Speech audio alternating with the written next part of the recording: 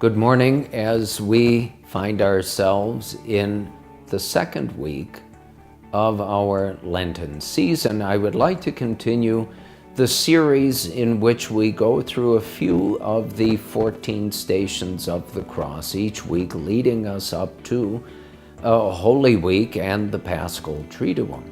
This week, I would like to continue with the fourth, fifth, and sixth station. The fourth station, the first we will look at today, is that moment in the way of the cross where Jesus meets our Blessed Mother, his most holy Mother. This fourth station of the cross should help us recall the presentation of our Lord in the temple after his birth by our Blessed Mother and Saint Joseph and the prophet Simeon, telling our Blessed Lady all about Jesus, who would be a light to the nations, but also a sign of contradiction, who would be opposed by the forces of evil. But that he also prophesied that a sword of sorrow would pierce her heart.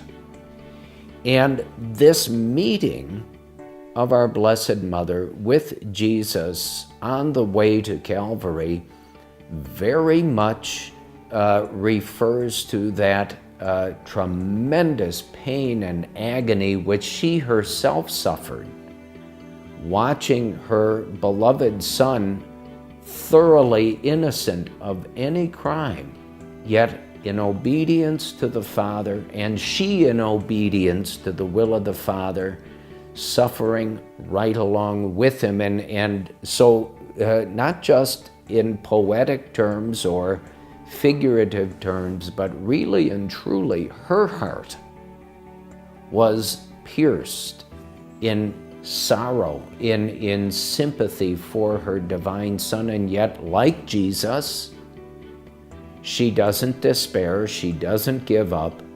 In sorrow, she continues to follow him to the crucifixion. Now, the fifth station, which we commonly refer to as Simon of Cyrene, helps Jesus carry his cross.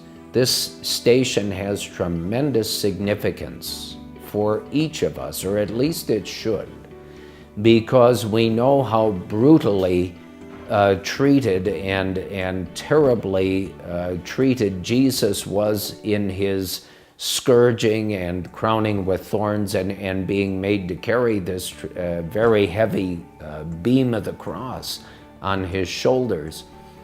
And he it obviously was weakening, and the Roman soldiers did not want Jesus dying before they would crucify him. So they grabbed Simon of Cyrene and literally placed the cross on his shoulders to carry for Jesus, to make sure Jesus didn't die from his wounds or exhaustion before getting to Calvary.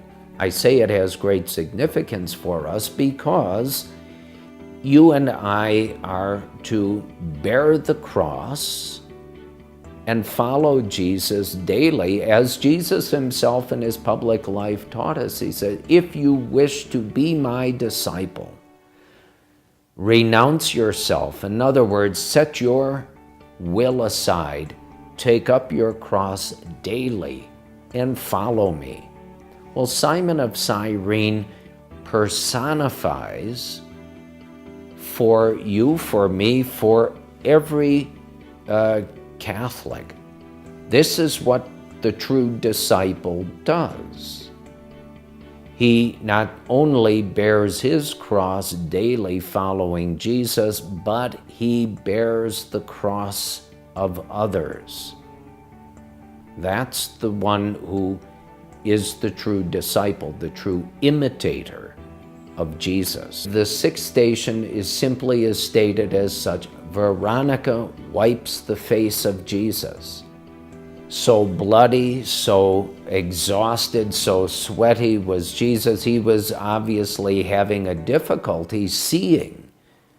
And so this holy woman steps out of the crowd, and with a veil, no doubt, or a towel, she just wipes the face of Jesus, and it is from that act of compassion for the suffering Jesus, he leaves the imprint of his holy suffering face on her veil. Now, the word Veronica comes from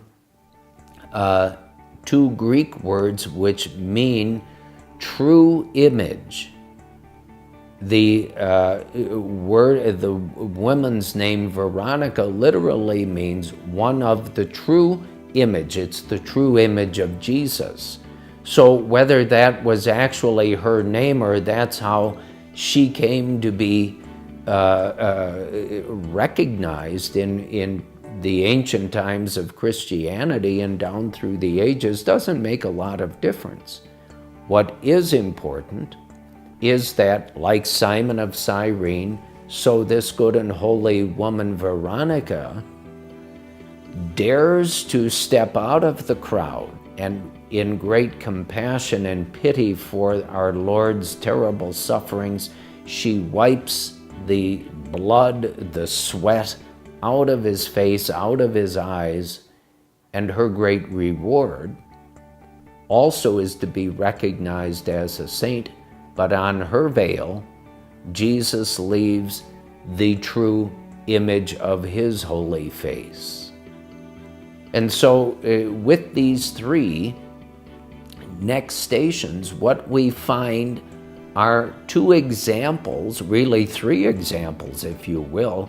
Our Blessed Mother, Simon of Cyrene, and the holy woman Veronica, who accompany the suffering Jesus and not only offer him their consolation, but in a real way, they suffer with him, but like him, faithfully make their way to Calvary. They do not abandon the Lord.